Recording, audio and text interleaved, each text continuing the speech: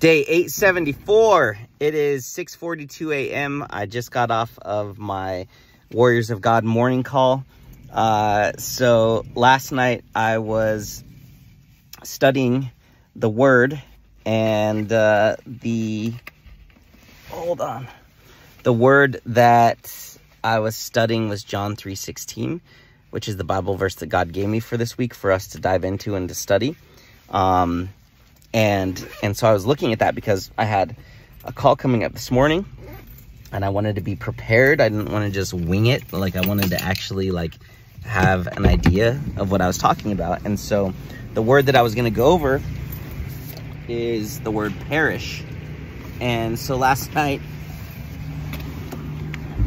I spent 30 minutes studying the word perish and reading articles about the Hebrew translation and the Aramaic translation and the Greek translation and all the different times perish is used in the Bible. And, you know, it can either mean utter destruction or loss or disconnection or death or eternal death and, you know, eternal wrath. It could mean so many different things.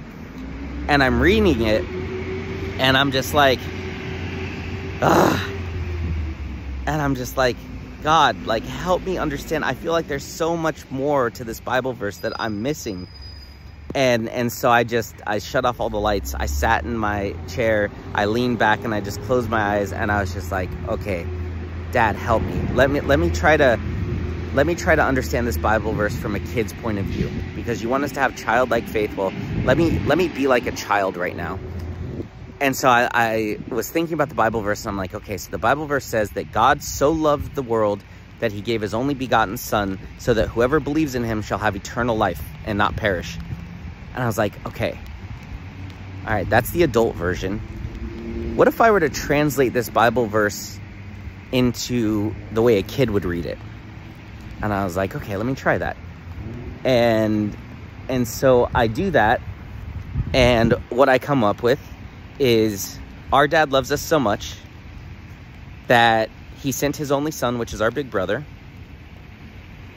And if we just believe in our big brother, then we can spend forever with dad.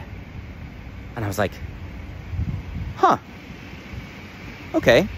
So our dad loves us so much that he sent our big brother, and if we believe in our big brother, we can spend forever with dad. And I was just like, that's so simple. And I'm like, God, I don't understand. Why did you make it so easy? All we have to do to spend eternity with you, all we have to do to get into heaven is we got to believe. That's it. We just got to believe in our big brother. That's all we have to do. Why would you make it so simple? Why would you make it so easy? And then I had this realization that having belief is the easiest thing for a child to do, but it's the hardest thing for an adult to do, right? It is the hardest thing for an adult to believe, but it is the easiest thing for a child to do. It is effortless for a child. That's why a child's favorite game is called make believe, because the only thing a child is really, really, really good at, masterful at, better than an adult at, is believing. And I was just like, wow. So that's what this Bible verse is actually saying. It's saying that, hey, kids, children of God, not adults of God, children of God. Your dad loves you so much that he sent his only son, your big brother. He sent his big brother, and all you have to do is believe in your big brother, and you can spend forever with your dad. All you have to do is believe. You don't have to tick all these boxes. You don't have to do this. You don't have to do that. You don't have to earn it. You don't have to prove it. All you got to do is believe. And what is every kid masterful at? Believing. And so I was just like, what? So I got on the call this morning, not exactly sure how this was going to go, because this seemed like a very childish, yet simple and profound way of understanding that Bible verse. And I went over it and everyone was just blown away. They were just like, what? And then I started talking about Santa Claus and how, isn't it interesting that as children, we are the first person that we're actually taught to believe in, most people, is Santa Claus.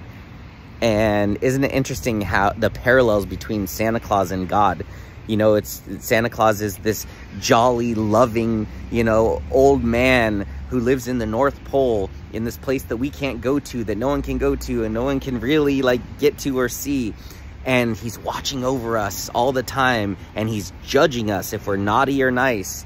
And if you're good, he's going to reward you. And then you look at God. Well, God is our creator. And where does he live? He lives in the clouds. And what is he doing? He's judging us to see if we're good or bad, if we're righteous or if we're sinners. And if we're good, he's going to bless us. And it's just like the parallels are ridiculous. And even if you look at the word Santa, S-A-N-T-A. Well, Satan is S-A-T-A-N. Like, all you'd have to do is move 2 of the letters on Santa to make Satan. And I was just like, I got to share that with them, and they were like, what? Like, most people would be like, bro, come on, conspiracy, ridiculous. But no, it's like, of course, what would, if the enemy knows, right? If the devil knows that the only thing that we need to be able to spend eternity with God is belief, if he knows that the only thing that we need is belief, then what is the one thing he's going to attack more than anything in the world? Belief. Belief is our bridge to God. So of course the enemy's going to attack the bridge. So he attacks our belief. As a mindset coach and studying neurolinguistic programming and psychology and coaching and all this stuff, the number one thing, the only true thing that stops people and holds them back are their limiting beliefs. It's their belief system about who they are. That's it. That's the only thing that holds people back ever, is their belief system, because belief is everything. That is why that Bible verse says it. What it actually truly says is, hey, your dad loves you so much that he sent your big brother, and if you just believe in your big brother, then you can spend forever with your dad. Like, that's incredible. That's mind-blowing. And so simple. So simple. So groundbreaking. Like, I was just mind blown. I know everyone on that call was freaking mind blown. It was just like, what in the world? So I'm freaking pumped. I'm excited. God is so good. Papa is so good. Dad is so good. Abba is so good.